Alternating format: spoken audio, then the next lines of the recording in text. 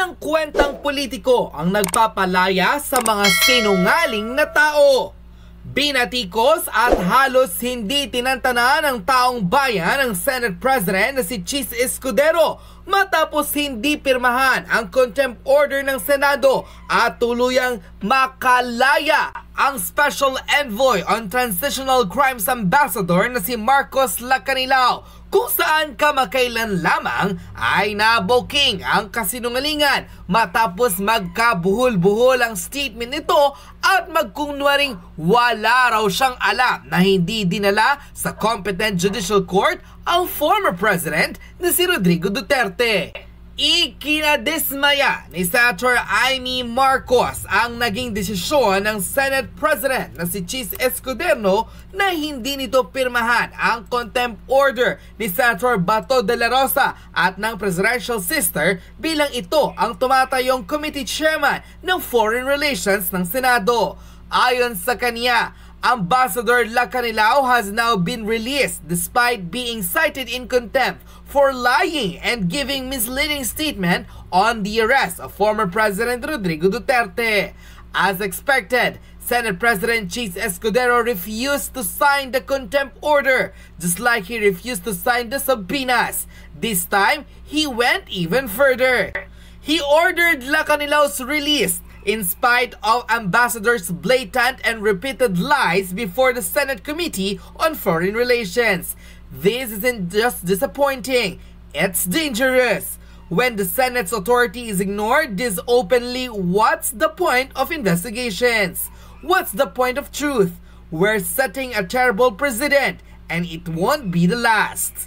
Unquote. Mas hindi pa makapaniwala ang taong bayan nang lumabas ang resibo mula mismo sa opisina ni Senator Amy Marcos na hindi talaga pinirmahan ni Chis Escudero ang papel na nagko-contempt kay Ambassador Lacanilao matapos ang pagsisinungaling nito sa Senado. Dahil dito, tila may nagbulgar di umanong puting ahas kay Maharlika kung ano raw ba talaga ang tunay na relasyon ni Lacanilao kay First Lady Liza Araneta na magpakailang beses na kumalat ang pangalan at madamay ito sa di umano'y tunay raw na nag-utos sa pag-aresto sa dating Pangulong si Rodrigo Duterte, lalo tila nagtuturuan na raw hindi lamang ang CIDG at PNP kundi maging ang DOJ patungkol sa tila kung sino raw ba ang salarin sa di umano'y illegal na pag-aresto sa dating Pangulo. Maharlika, naglabas ng ebidensya kung saan magkasama si Ambassador Marcos Lacanilao at First Lady Liza Araneta Marcos. Ano nga raw ba ang tunay na relasyon ng dalawa? At tunay raw ba ang usap-usapang marahil may koneksyon ng dalawa at di umano'y may kinalaman sa pagkakaaresto ng dating Pangulo ng bansa? Narito't panoorin ang full video. May nag-send sa akin, ito pala itsura niya. Lacanilao at si Liza Tanas, anong relasyon nyo? Diba? Ayan, kasi send lang sa akin. Ang sabi sa akin, Maharlika, sa buwatan talaga yan, si Marcos Lacanilao at Liza Tanas. Ito ang litrato. Okay? Ayan, mainit-init pa. Ano sila, magjowa? Anong pinag-usapan ng mga yan? Here's another. Sino itong nasa gitna? Ayan, sarap, di ba? Nagiinuman. Ay, ayan. Ayan si Satanas. Di ba?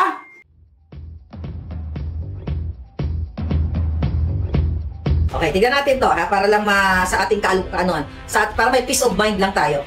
Escudero, tignan natin, kung anong sinabi dito. Leave contempt. Okay?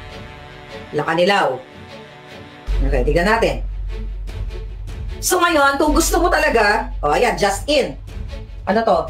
So, Amy Marcos Office says Special Envoy on Transnational Crime, Ambassador Marcos Lacanilao has been released. Ayan nga, from Senate Detention Facility. Ganon kabilis. Pero si Colonel Grijaldo, na kinontempt nila, isang pulis na nanitotoong naninilben, hanggang ngayon ikinulong nila. Pero itong buwaka ng inang sinungaling na to, ayan, released from Senate Detention Facility. Marcos Office claims Senate President Chis Escudero refused to sign the contempt order requested by the Senate panel on foreign relations. Wala na pong batas sa Pilipinas. Kitang-kita na nagkasala, nagsinungaling, ayaw i-contempt. Kasi kasabwat yan si Lisa Tanas, si Puso, si Kilay, sa lahat ng pagigipit nila sa Pilipino at kay Pangulong Duterte. Imagine mo, ayaw niyang sainan. Kaya wala ring power itong si Bato at dyan si Amy Marcos kahit i-contempt niya lahat. So anong kailangan ng tao? People power. Peaceful people power ang kailangan nyo. Kayong mga military at polis na nanindigan para sa Pilipino, kailangan yung manindigan at magsalita. Yan ang totoo. Hindi nyo kailangan maging marahas dahil karapatan nyo ipagtanggol ang bayan. Kitang-kita na nagsasabwatan ang bangag na gobyerno na contempt na kitang-kita na nagsisinungaling lahat. Dinoktor nila ang mga papeles, di ba? Ang sabi nila kanina, yung pinirmahan niyang papel na yon para isubmit sa ICC March 11. Tapos pagdating kay DOJ, no, March 12. Kasi ang padalan kasi medyo mahina ang internet at medyo nagkakagulo na ngayon. Puro lahat kaputaan, jotahan, lahat niloloko na kayong mga pulis, mga sundalong tagapagtanggol ng bayan. Ano pinagtatanggol nyo? Addictus. Ayaw i-contempt. Ano sabi dito? Ambassador Marcos Acuna has now been released despite being cited in contempt for lying and giving misleading statements on the arrest of former President Rodrigo Duterte. So anong mensahe nito? Pinagtatawanan na lang tayo. Pinagtatawanan yung mga si Bato at si Amy. Well, pabor naman sa kapatid niya lahat yan. Ayaw nila magsalta. Kahit i-contempt nyo, hindi rin namin pipirmahan. Ganito katalamak ang bayan ninyo dyan sa Pilipinas. Ibig sabihin kahit sino pwede na lang. What?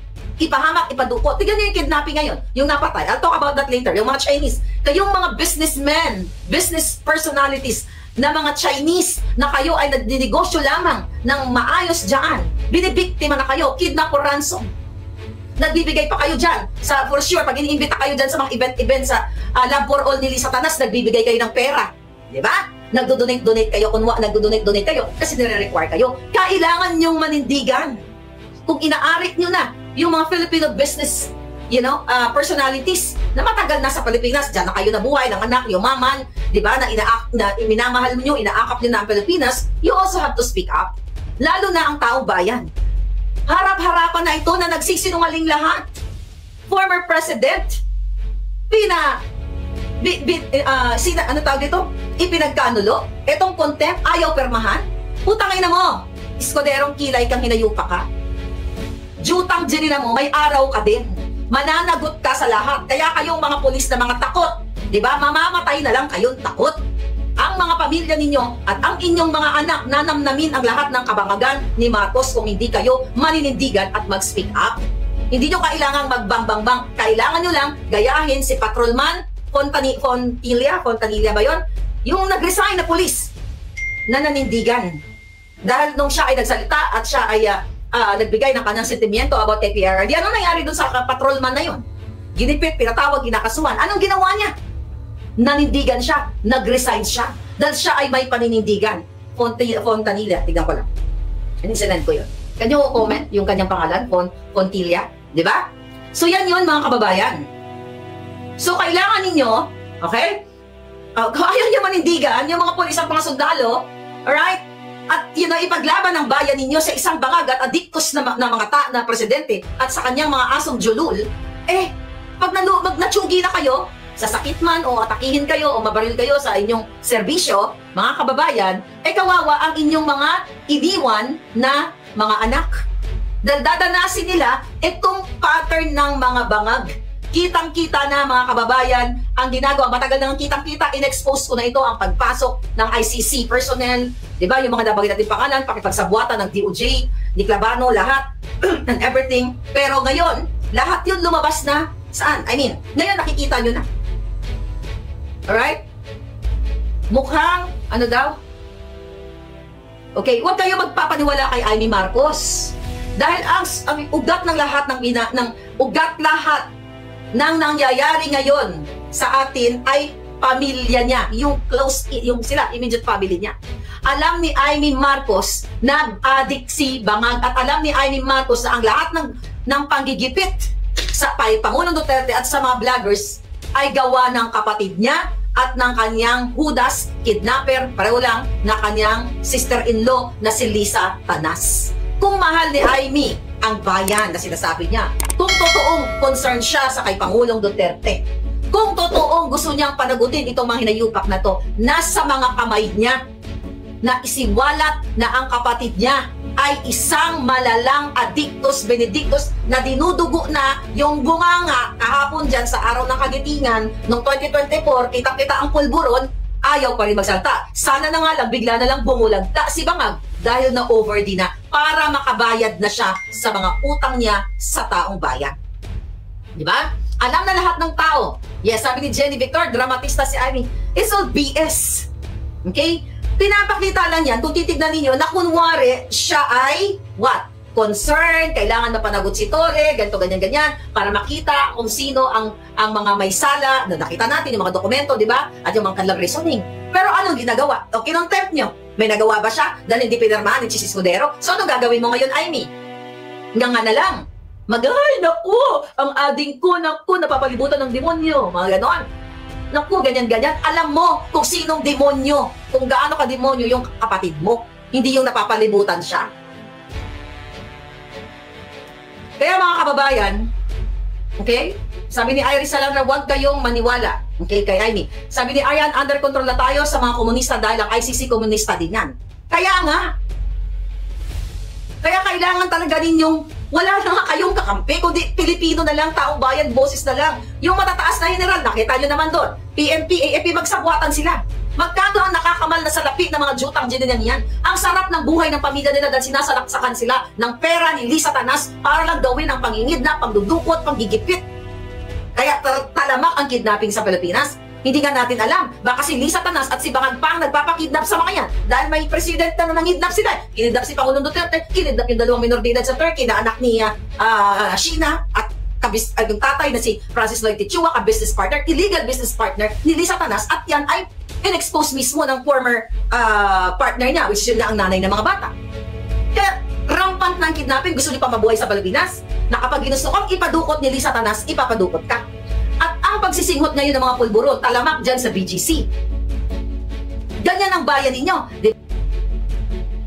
Wala na yung contempt. Yun na nga, sabi na natin kanina, wala na yung contempt. So mga kababayan, okay? Huwag kayong maniwala kay Amy, mapanlin lang yan. Huwag, oh my God. Papaniwalaan niyo pa ba yan? Teka, may puting ahas. Okay, tignan natin to. Lahat iyon kadramahan. Ano to? Who is this?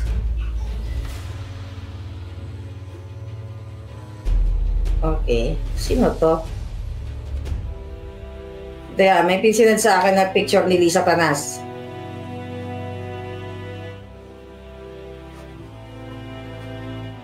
Okay.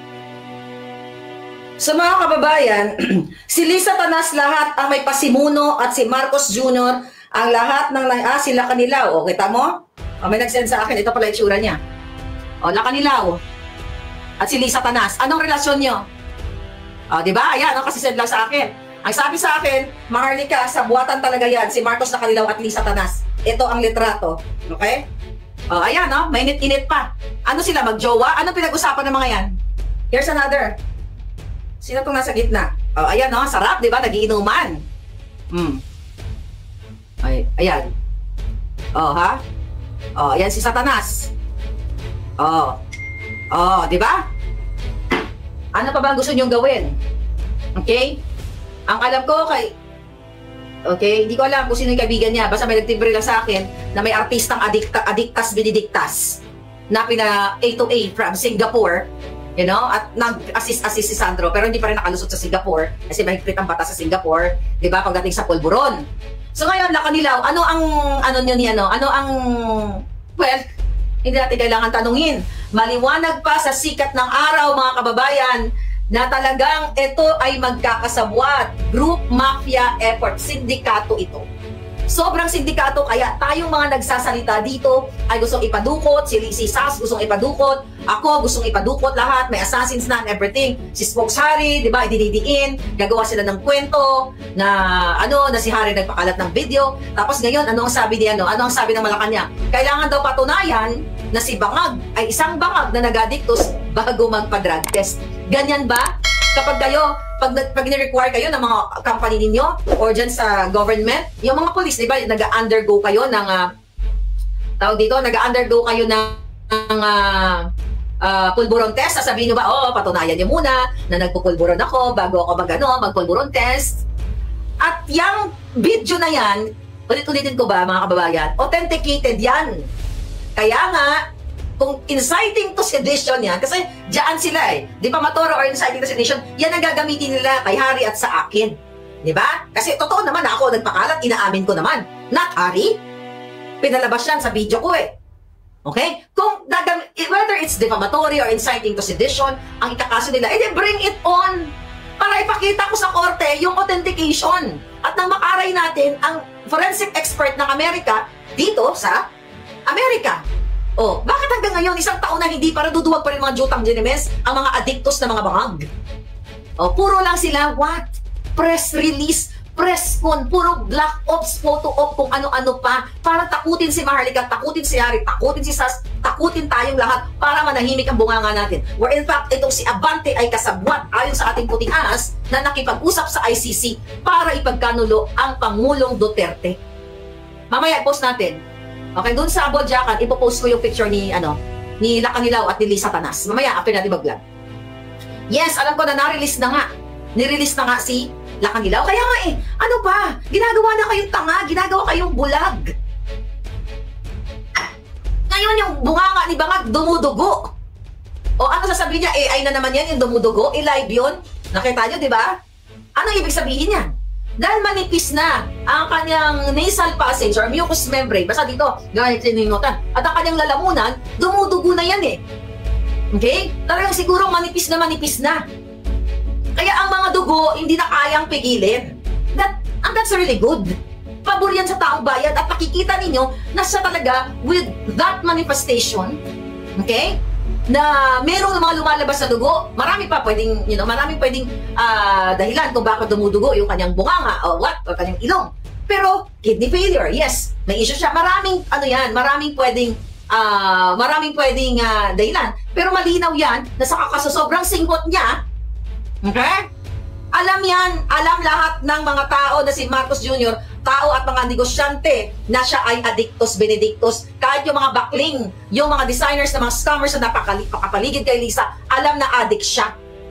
Lahat na nakapaligid dyan, alam na addict si Marcos Jr. At alam ni Amy Marcos. Kaya hindi tayo maniniwala kay Amy Marcos kahit ano pang gawin niyang hearing hanggat hindi siya nagsabi na siya ay magsasalita na ang kapatid niya ay addict. Dahil last year, first quarter of the year, ay sinabi niya yan through our group, through our common friend, na magsasalita siya dahil ipagtatanggol niya si Sarah, dahil kawawa naman si Inday Sara, pinagbibintangan, inaapi, ng kanyang kapatid, at sasabihin na niya, masakit man daw sa loob niya, ganyan-ganyan, at sasabihin niya lang, ading, magpahinga ka na, kailangan mo nang magparehab, ganyan-ganyan. Anong ginawa niya? Diba? Kaya hindi yan para sa Pilipino. Okay? Ayaw nga pa-hair follicle test ni Bangag. Dahil sabi ng syunga niyang ngakera na parang may saltik din dyan, anong sabi? Kailangan muna patunayan na siya ay nagpupulburan. Hindi pa ba patunay? Tapos sinasabi nila na face swap daw yung video ni Bangag. Mga julul! Kung alam niyo ang face swap niyan, kung totoo sinasabi ninyo na yan ay peke, matagal nyo na akong kinasuhan. Kaso takot kayo. Bring it on! Kasuhan niyo kami ni Harry. Dahil si Harry, kinakasuhan niyo naman Nakasuhan niyo ako doon, dami niyo mga kinakaso-kaso. Di ba? Kasuhan niyo para magkaalaman tayo kung talagang bangag si Bangag. Kahit hindi pa kayo magkaso, malinaw pa sa sikat ng araw, yung una sabi yung video daw, Chinese daw yun, or Korean. Ano yun? Maghanap pa ako, punta ko sa Korea, tsaka sa China, maghanap nga ako dito ng kamukha ni Bangag. Tapos utusan ko, pwede ba suminghot ka? Para gamitin ko sa picture, sa video ko. Ganun po ginagawa kayong tanga. Authenticated yung video. Ilang beses ko nang sinabi sa inyo yan. Kaya ang resulta ng kabangagan ay ang mga kidnapping at ang pagdukot kay Pangulong Duterte at sa 2 minor de edad na bata na ngayon ay nagsasuffer ng mental challenge. dahil nailayo sa kanilang ina.